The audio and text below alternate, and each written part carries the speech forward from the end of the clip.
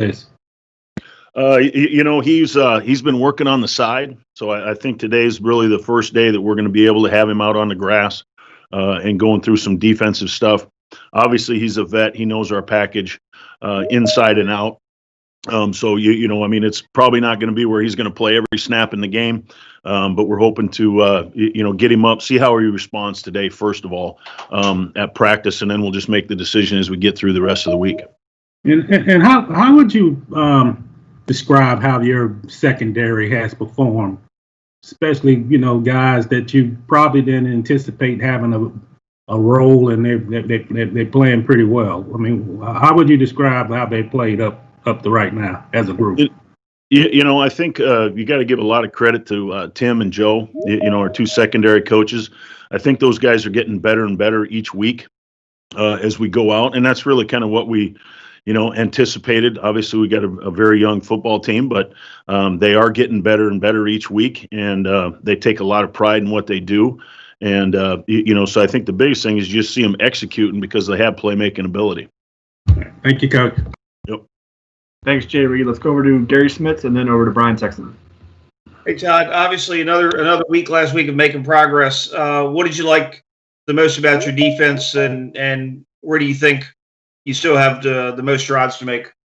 I think we did a lot better job with explosive plays. We did give up, a couple of them. The big touchdown was one, but I think we're starting to obviously keep the ball in front of us. We're tackling pretty well. And I think even with we're getting them in third and longer situations, which is helping us out.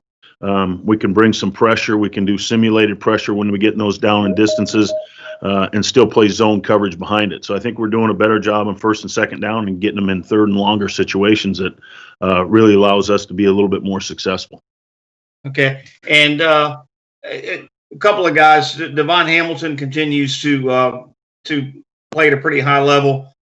And even though, had a little trouble that one touchdown, Sidney Jones continues, it looks like, playing pretty well. So talk about Devon and then Sidney.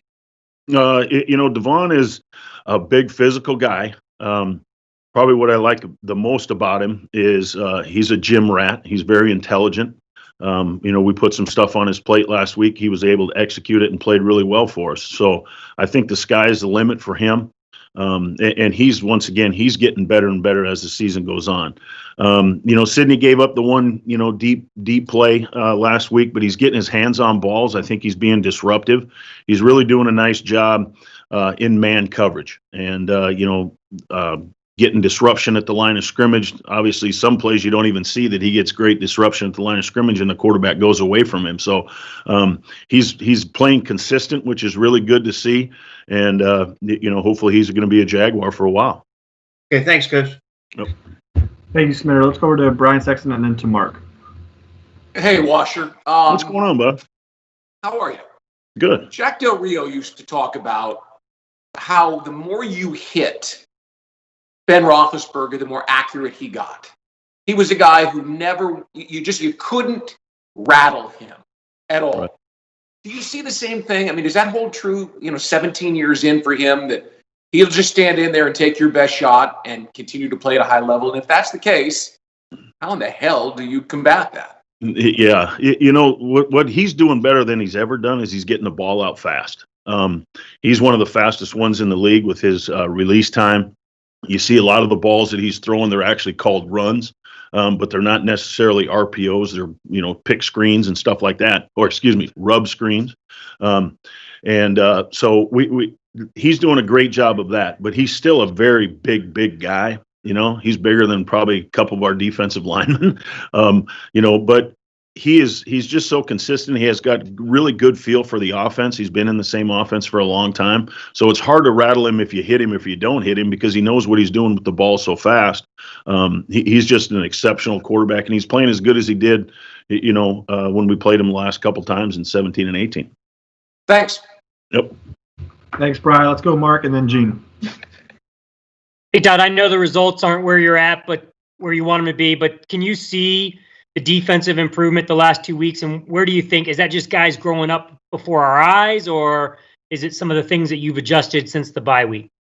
I think they're getting better. There's no doubt. We knew we were going to be young, really no off season and that kind of stuff. So I think a lot of it is they're just playing more, and we're playing a lot of young guys. So it's really good to see them mature and grow as the season goes on.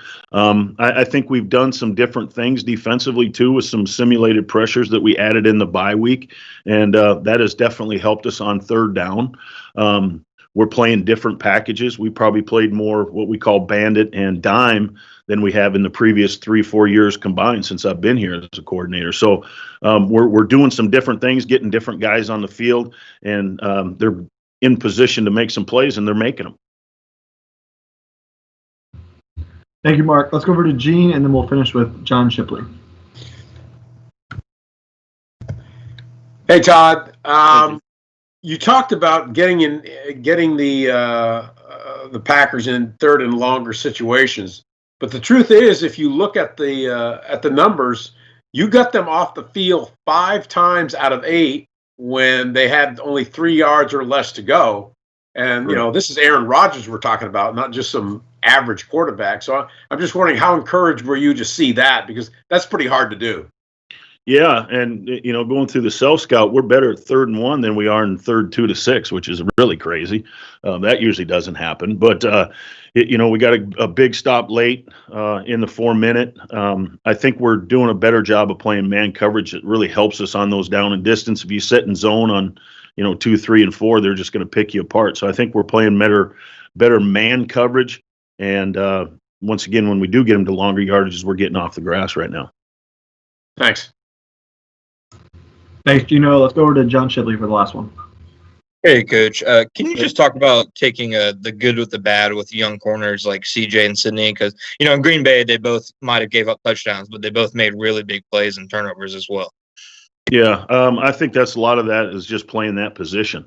You're going to give some up, if I'm not mistaken. I think people in Green Bay get paid too. I'm pretty sure. So they're going to go against good people. They're going to get beat at times, and they're going to make plays. So we don't talk in the room as you can't win just 50% of the time. You got to win more than 50% of the time, and I think they're doing a really good job of that. When it's 50-50 balls, we need 70-30 of those 50-50 balls. So, and those guys are doing that right now. And when they do get beat, they got to shake it off and come back the next play, because they are making plays. Thanks, Coach. Yep. Thank you, Washer. We will see you next week. Okay. See you, folks.